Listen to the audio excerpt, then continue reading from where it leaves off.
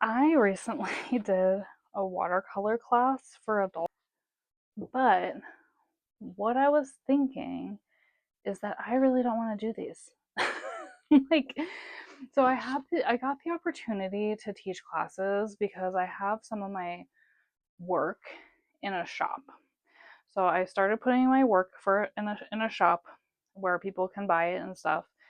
And in that shop, there's a room that the vendors can rent or use to do classes. And so the owner was like, "Hey, do you want to do classes?" I was like, "You know what? I'll try anything once. Why not?"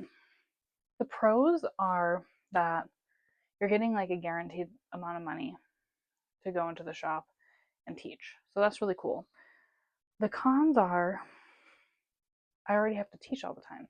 I'm already in the classroom teaching. And I guess the part, and I was doing like a whole thing where like I did a spread and I did wine and I picked all the stuff out. And I think what I'll do moving forward is maybe edit some of those things and do a very simple, like just make some iced tea and get some croissants. Call it a day because honestly, people don't eat enough of the. Honestly, people don't eat enough of all of that for it to really be worth my time and resources. Because it does take, like, I got off work at 12 on Friday and I ran a bunch of errands and I had to get all my stuff together and then I had to go set up the tables and I had to like prepare food and it was just like this whole thing. And I think people enjoyed it. Um, I don't know. And a lot of people I work with are like, "Oh, I really want to do one at some point."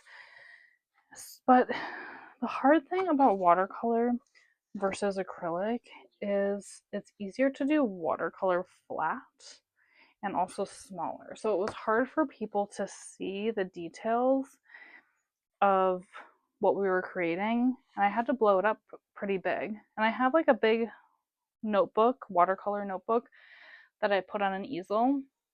But it's also just hard for me to work in that scale because I'm so used to working like here. I'm not used to working here. And then I'm having to try to like lay it out, lay out the shapes for everybody and explain that.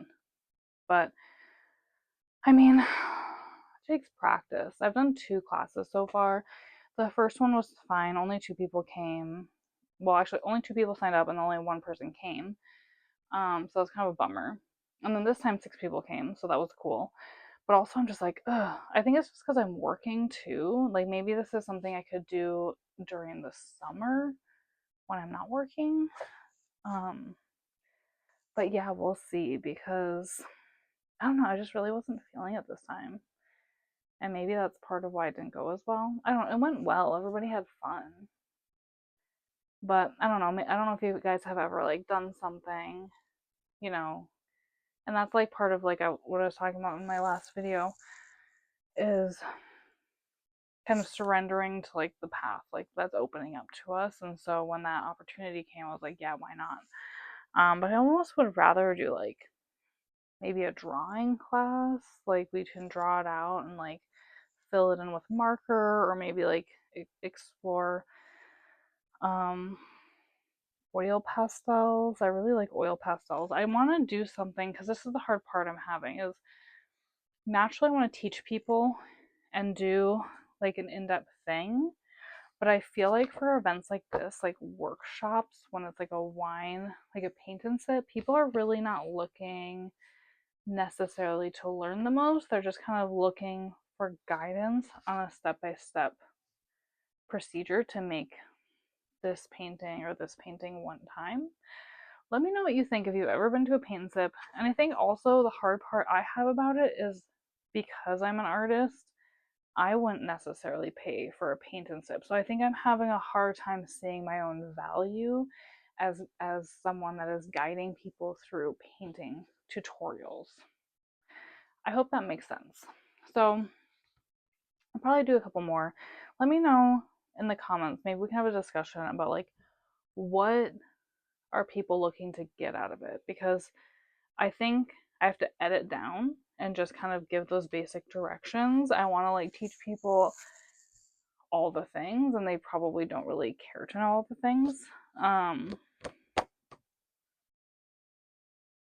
but yeah, also maybe I'm just like more comfortable teaching kids because kids are just fun. Adults are fun too. I had a really great group, so it's not like the group was bad or anything. I had a great group. They had fun. They created the products. I think maybe next it's like a learning curve of how do I explain how to do this, and maybe practicing doing it this size and then practicing doing it on a bigger scale so that I can show people step by step.